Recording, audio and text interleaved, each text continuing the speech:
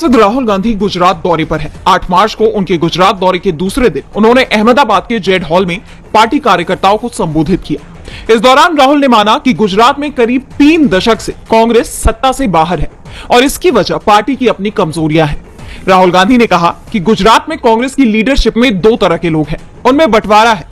एक है जो जनता के साथ खड़े हैं, जिनके दिल में कांग्रेस की विचारधारा है, और दूसरे हैं जो जनता से कटा हुआ है, दूर बैठता है, और उनमें से आधे बीजेपी से मिले हैं। राहुल ने आगे कहा कि मेरी जिम्मेदारी है कि ये जो 2 ग्रुप है इनको छांटना है। ये जो 2 ग्रुप से इनको अलग करना है सीधा। अगर हमें सख्त कार्रवाई करनी पड़ी, 10, 15, 20, 30, 40 लोगों को निकालना पड़ा, निकाल देना चाहिए। कांग्रेस सांसद ने आगे कहा कि कांग्रेस में नेताओं की कमी नहीं है, बब्बर शेर है, लेकिन पीछे से चेन लगी हुई है, तो वे चेन से बंधे हैं। यहां रेस के घोड़ों को बारात में बांध दिया जाता है। राहुल ने कहा कि गुजरात आगे बढ़ना चाहता है, लेकिन वो फंसा हुआ महसूस करता है, और मैं साफ कहूं तो गुजरात कांग्रेस भी उसे रास्ता नहीं दिखा पा रही है।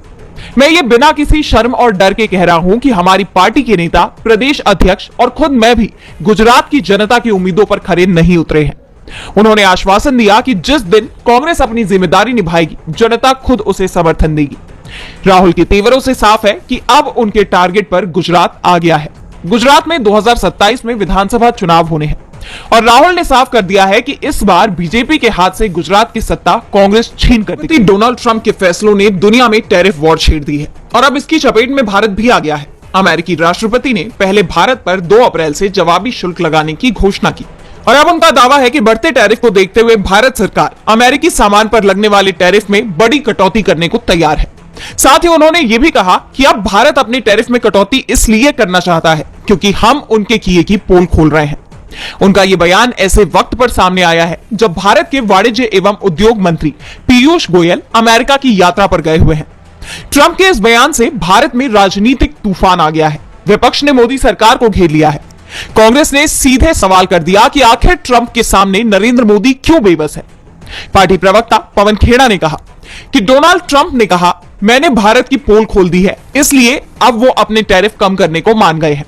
ऐसा लग रहा है कि किसी ने भारत को धमकाया और अपनी बात मानने को मजबूर कर दिया। हमने जब से ये शब्द सुने मन को बहुत दुख हुआ। कुछ हफ्ते पहले प्रधानमंत्री नरेंद्र मोदी अमेरिका गए थे। उनकी मौजूदगी में भारत को रेसिप्रोकल टैरिफ के नाम पर धमकाया जा रहा था, लेकिन प्रधानमंत्री ने एक शब्द नहीं कहा, ऊपर से मुस्कुरा रहे थे। यहां तक कि जब प्रधानमंत्री वहां से लौटे तो उसके कुछ घंटों बाद एक हवाई जहाज भारत में उतरा, जिसमें हमारे लोग बेड़ियों से जकड़े हुए थे। यह देखकर बहुत दुख होता है। अमेरिकी राष्ट्रपति डोनाल्ड ट्रंप के बयानों ने पूरी दुनिया में ही बहस छेड़ दी है। ऐसे में उनके बयानों को लेकर ट्रंप को अपना दोस्त बताने वाले पीएम मोदी भी बुरी तरह से घिर गए हैं। कांग्रेस का कहना है कि सवाल यह है कि जब कनाडा, मेक्सिको और नेपाल भी अमेरिका से नहीं डर रहे, तो नरेंद्र मोदी को किस बात का डर है। बस इतना बता दें, आप घर पर ही शेर बने हुए हैं या बाहर भी कभी दहाड़ेंगे। अब इस पर सरकार क्या जवाब देती है, ये देखने वाली बात होगी। यहां सवाल सिर्फ विपक्ष को जवाब देने का नहीं है, डोनाल्ड ट्रंप को भी जवाब देने। मामले में कांग्रेस ने नया खुलासा किया है। कांग्रेस ने अपने आधिकारिक सोशल मीडिया हैंडल पर जानकारी दी है कि 2008 में खुद चुनाव आयोग ने कहा था कि हर वोटर कार्ड यूनिक है और इसमें डुप्लीकेसी की कोई गुंजाइश नहीं है। लेकिन अब कांग्रेस ने कुछ ऐसा बताया कि जिससे खुद चुनाव आयोग ही घिर गया है। कांग्रेस ने लिखा, 18 सितंबर 2008 को जारी एक पत्र में चुनाव आयोग ने सभी राज्यों के मुख्य चुनाव अधिकारियों को बताया कि मतदाता पहचान पत्र यूनिक है। हालांकि चुनाव आयोग आज कहता है कि डुप्लीकेट मतदाता पहचान पत्रों का मुद्दा है, दशकों पुराना मुद्दा है। भारत के नागरिकों को चुनाव आयोग के किस बयान पर विश्वास करना चाहिए? आज एक औसत भारतीय मतदाता को चुनाव आयोग पर भरोसा क्यों करना चाहिए? कांग्रेस के नेताओं और विशेषज्ञों के सशक्त कार्य समूह यानी ईगल ने एक बयान में कहा, कांग्रेस पार्टी चुनाव आयोग द्वारा दिए गए इस कमजोर और ढुलमुल स्पष्टीकरण को खारिज करती है और भारत में मतदाता सूचियों की पवित्रता पर सफाई देने की अपनी मांग दोहराती है।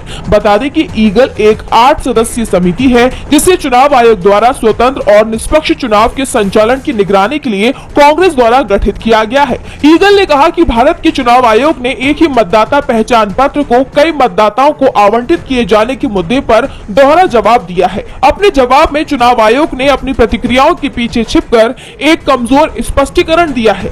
आश्चर्य की बात नहीं है कि चुनाव आयोग को ये स्वीकार करने के लिए मजबूर होना पड़ा है कि उसकी मतदाता सूचियों में गलतियां हैं, वो भरोसेमंद नहीं है। यानी देखा जाए तो वोटर आईडी में डुप्लीकेसी के मामले में विपक्ष ने चुनाव आयोग को बुरी तरह से घेर लिया। संशोधन विधेयक 2024 के खिलाफ all India Muslim personal law board ने भी मोर्चा खोल दिया है। आने वाली 13 मार्च को जंतर मंतर पर बड़ा प्रदर्शन किया जाएगा। पहले ये विरोध प्रदर्शन 10 मार्च को होना था, लेकिन बोर्ड के प्रवक्ता और प्रदर्शन के आयोजक डॉक्टर सैयद कासिम रसूल इलियास ने बताया कि तकनीकी कारणों के चलते तारीख में बदलाव किया गया है। बता दें कि केंद्र सरकार वक्फ संशोधन विधेयक 2024 को संसद के आगामी सत्र में पारित कराने की तैयारी में है। इसे लेकर मुस्लिम समाज में गहरी चिंता है। बोर्ड का मानना है कि ये विधेयक मुस्लिम समुदाय की वक्फ संपत्तियों, मस्जिदों, कब्रिस्तानों, दरगाहों, मठों और मदरसों पर कब्जा करने और उन्हें नष्ट करने के इरादे से लाया गया है, इसलिए इसे तत्काल वापस लिया जाना चाहिए। बोर्ड और अन्य धार्मिक संगठनों ने इस विधेयक के खिलाफ जेपीसी को कई ईमेल्स भेजे और उनसे मुलाकात कर अपना विरोध भी दर्ज कराया। आंध्र प्रदेश के सीएम चंद्रबाबू नायडू और बिहार के सीएम नीतीश कुमार से भी इस मुद्दे पर विस्तार से चर्चा की गई है, जिसमें साफ किया गया है कि मुस्लिम समाज इस विधेयक को पूरी तरह से अस्वीकार करता है। बोर्ड की मजलिस यानी कार्यकारिणी समिति ने निर्णय लिया है कि 13 मार्च को दिल्ली के जंतर मंतर पर सुबह 10 बजे प्रदर्शन किया जाएगा। इसमें बोर्ड का पूरा केंद्रीय नेतृत्व, धार्मिक संगठनों के नेता, सामाजिक कार्यकर्ता और मुस्लिम समाज के लोग बड़ी संख्या में शामिल होंगे। इस प्रदर्शन में दलित, आदिवासी, ओबीसी समुदायों के सामाजिक राजनीतिक नेताओं के साथ साथ सिख और ईसाई धर्मगुरु भी शामिल होंगे। दिल्ली एनसीआर, पश्चिमी उत्तर प्रदेश और मेवात के मुसलमानों से प्रदर्शन में भारी संख्या में शामिल होने की अपील की गई है। बोर्ड के प्रवक्ता डॉक्टर इलियास ने कहा कि अगर ये संशोधन विधेयक पारित हुआ तो मुस्लिम समाज की वक्फ संपत्तियों की सुरक्षा पर गंभीर संकट आ सकता है। इसलिए ये हमारा धार्मिक कर्तव्य और राष्ट्रीय सम्मान का विषय है कि हम बिहार में विधानसभा चुनाव नजदीक आ रहे हैं। सीएम नीतीश विपक्ष के निशाने पर आते जा रहे हैं। विपक्ष जहां उनके स्वास्थ्य को लेकर सवाल उठा रहा है, नीतीश कुमार को बीमार बता रहा है, तो नीतीश कुमार भी विपक्ष को लगातार उनकी सरकार पर हमला करने का मौका दे रहे हैं। इस बीच सीएम नीतीश की एक ऐसी तस्वीर सामने आई है जो विपक्ष के दावों को सच साबित करता हुआ दिखा रही है। दरअसल एक बार फिर सीएम नीतीश कुमार पैर छूने की कोशिश करते नजर आए, लेकिन इस बार पैर पीएम मोदी के नहीं बल्कि बीजेपी के सांसद रविशंकर के थे। बता दें पटना साहिब से बीजेपी सांसद रविशंकर प्रसाद ने होली मिलन का आयोजन किया था, जहां सीएम नीतीश कुमार, संजय झा, मंत्री विजय चौधरी के साथ वहां पहुंचे थे। लेकिन कार्यक्रम में अचानक ही नीतीश ने रविशंकर के पैर छूने की कोशिश की। जैसे ही सीएम नीतीश पैर छूने के लिए झुके तो पास खड़े जेडीयू के कार्यकारी अध्यक्ष संजय झा ने सीएम का हाथ पकड़कर उन्हें संभाल लिया। अब भले ही संजय झा ने सीएम नीतीश को पैर छूने से रोक दिया हो, लेकिन अब ये तस्वीर सोशल मीडिया पर वायरल हो रही है और सवाल खड़े किए जा रहे हैं कि नीतीश कुमार रविशंकर प्रसाद से उम्र में और पद में बड़े हैं, फिर भी नीतीश उनके आगे क्यों झुक रहे हैं। वहीं आरजेडी ने अपने एक्स पोस्ट पर लिखा कि बीमार मुख्यमंत्री को ये नहीं पता कि जिन्हें वो ये बात कह रहे हैं उन तीनों महिला विधान पार्षदों को लालू यादव ने ही एमएलसी बनाया, और नीतीश बताएं कि उनके दल में कितनी महिलाएं एमएलसी और एमएलए हैं। आरजेडी बहुत कम है। डिमेंशिया और अल्जाइमर की बीमारी से ग्रस्त मुख्यमंत्री कुछ भी बोलते रहते हैं, ऐसे बिहेव करते हैं जैसे सदन उनके बाप दादा को हो। नीतीश कुमार अब काफी वक्त से हिंसा की चपेट में है। मणिपुर के हालात पर काबू पाने में सरकार फेल साबित हुई है। ऐसे में सरकार की तरफ से बड़ा फैसला किया गया। राष्ट्रपति शासन लागू होने के बाद मोदी सरकार ने मणिपुर में मैतेई और कुकी बहुल इलाकों में करीब 2 साल बाद लोगों का फ्री मूवमेंट शुरू किया, लेकिन सरकार अपने इस कोशिश में भी नाकाम साबित हुई। फ्री ट्रैफिक मूवमेंट शुरू होते ही हिंसा भड़क उठी।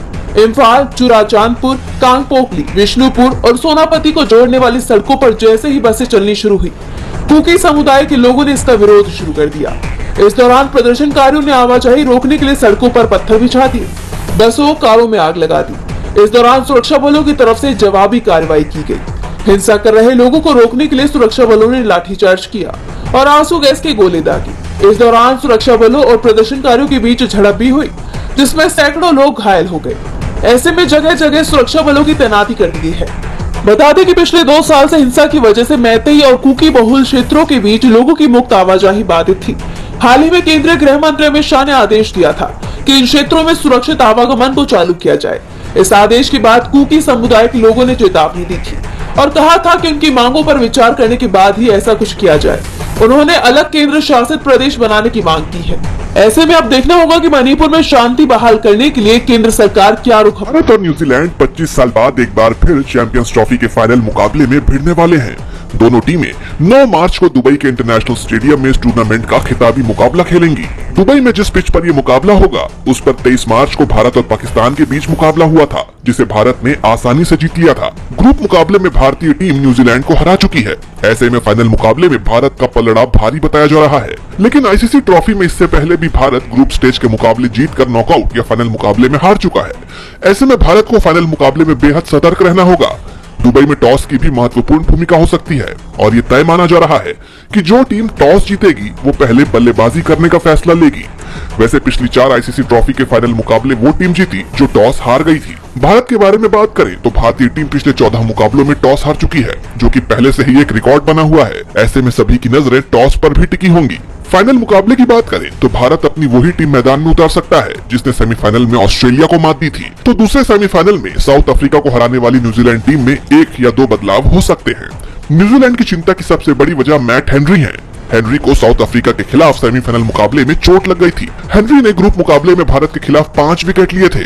चैंपियंस ट्रॉफी में उन्होंने सबसे ज्यादा 10 विकेट लिए हैं। ऐसे में अगर हेनरी अनफिट रहते हैं तो न्यूजीलैंड की परेशानी बढ़ सकती है।